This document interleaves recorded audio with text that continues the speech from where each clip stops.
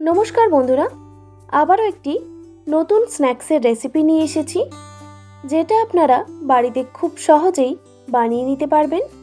আর এই রেসিপিটা আমি একটু ইউনিকভাবে বানানোর চেষ্টা করেছি। তো আর দেরি না করেই দেখে নেওয়া যাক আজকের এই রেসিপিটি। একটা বাটিতে আমি নিয়েছি হাফ কাপ পরিমাণে টক দই। দইয়ের মধ্যে দিয়ে দিলাম 1 টেবিল চামচ চিনি। চিনিটা ব্যবহার করলে কিন্তু স্ন্যাক্সটা খেতে আরও বেশি ভালো লাগবে। এবার চিনির সঙ্গে টক দই খুব ভালোভাবে ফেটিয়ে নিতে হবে।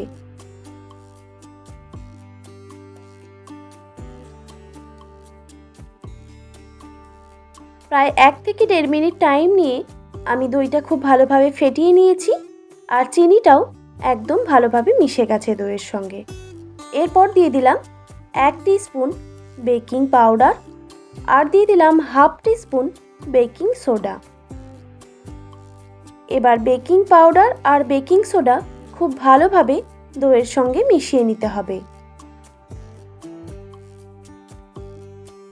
আপনারা বাড়িতে যদি এইভাবে একবার এই রেসিপিটা বানান, বারবার বানাতে ইচ্ছে করবে। বেকিং পাউডার আর বেকিং সোডা দইয়ের সঙ্গে খুব ভালোভাবে আমি মিশিয়ে নিয়েছি। দইটা দেখুন অনেকটাই ফুলে গেছে। এবার আমি এটা সাইডে সরিয়ে রাখলাম। এরপর একটা মিক্সিং বোলে নিয়ে নিলাম 2 কাপ পরিমাণে ময়দা। আপনারা চাইলে কিন্তু এখানে আটারও ব্যবহার করতে পারেন। এরপর দিয়ে দিলাম স্বাদমতো নুন। নুন আর ময়দা খুব ভালোভাবে মিক্স করে নিতে হবে।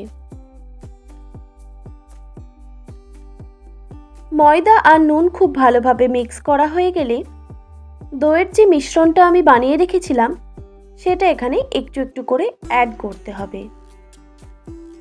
তারপর হাতে করে মেখে নিতে হবে।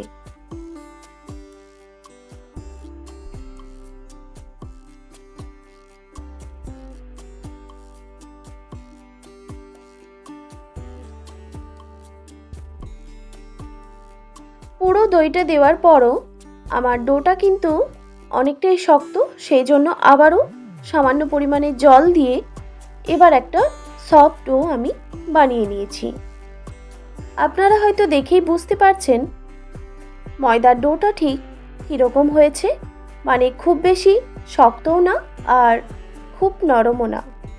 এবার আমি সামান্য পরিমাণে সাদা তেল আমি মাখিয়ে রাখছি।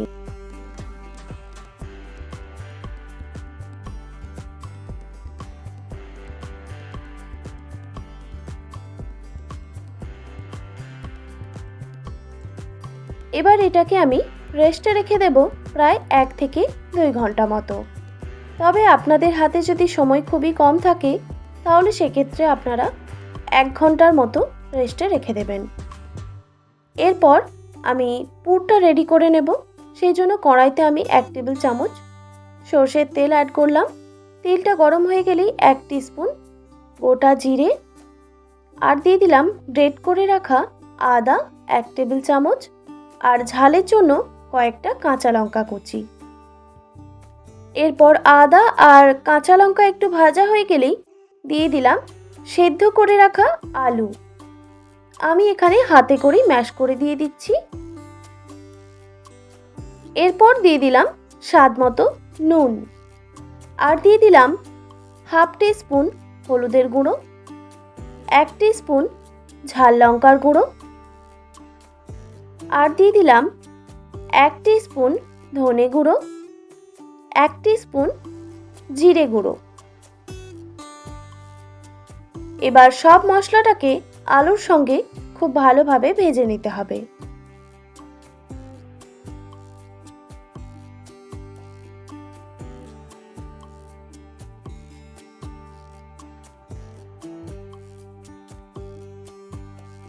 প্রায় 1 থেকে 1.5 মিনিট টাইম নিয়ে আমি আলুটাকে ভেজে নিয়েছি। এরপর দিয়ে দিলাম সামান্য পরিমাণে গরম মশলার গুঁড়ো, আর দিয়ে দিচ্ছি ধনে পাতা কুচি। তারপর আবারও ভালো করে মিক্স করে নিতে হবে।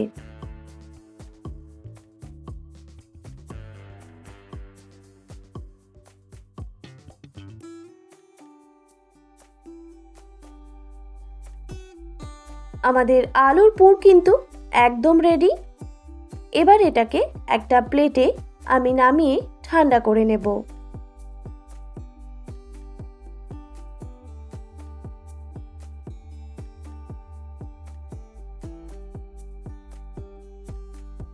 প্রায় 2 ঘন্টা পর আমি ডোটা এবার চেক করছি। দেখুন বন্ধুরা, ডোটা কিন্তু ফুলে গিয়ে দ্বিগুণ হয়ে গেছে।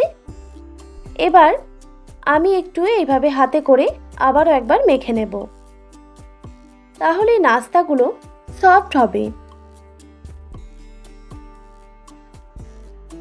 কয়েক সেকেন্ড আমি হাতে করে মেখে নিয়েছি ডোটাকে। এবার এর থেকে ছোট ছোট লেচি কেটে নিতে হবে।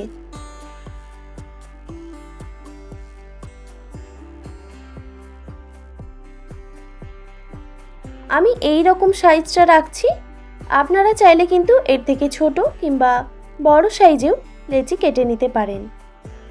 এইভাবে আমি সব লেচিগুলো কেটে নিয়েছি। এবার হাতের মধ্যে একটু তেল মাখিয়ে নিয়ে লেচিগুলোকে রাউন্ড শেপ দিয়ে দিতে হবে।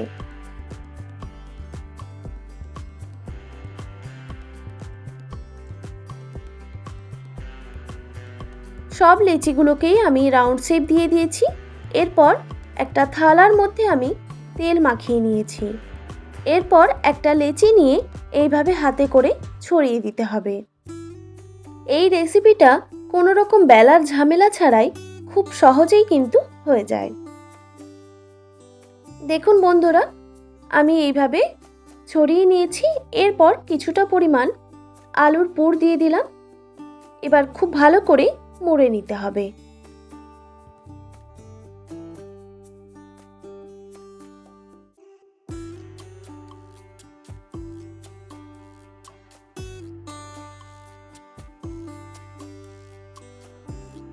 এমনভাবে মুড়তে হবে যেমন ভেতরের পুরটা বেরিয়ে না যায়। দেখুন বন্ধুরা, আমি খুব ভালোভাবে কিন্তু মুড়ে নিয়েছি। এরপর হাতে করে এইভাবে প্রেস করে দিলাম। এতে নাস্তাটা দেখতেও সুন্দর লাগবে আর তাড়াতাড়ি রান্না হয়ে যাবে। দেখুন, একটা রেডি হয়ে গেল। এইভাবে আমি সবগুলোই বানিয়ে নেব। তারপর একটা প্যানের মধ্যে কিছুটা পরিমাণ সাদা তেল ব্রাশ করে দিলাম। আপনারা চাইলে কিন্তু এখানে ঘি বা বাটারও ইউজ করতে পারেন।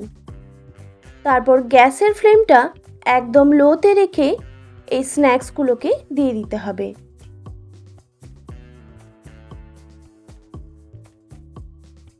তারপর একটা ঢাকা চাপা দিয়ে রান্না করে নিতে হবে প্রায় 2 থেকে 3 মিনিটের জন্য। অবশ্যই গ্যাসের ফ্লেমটা লোতে রেখে।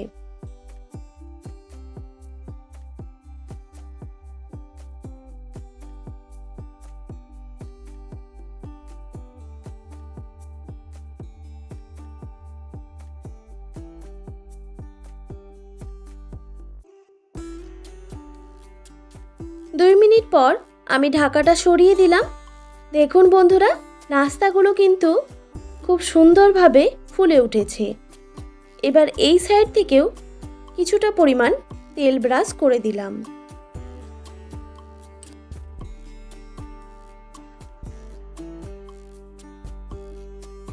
তারপর খুব সাবধানে উল্টে দিতে হবে।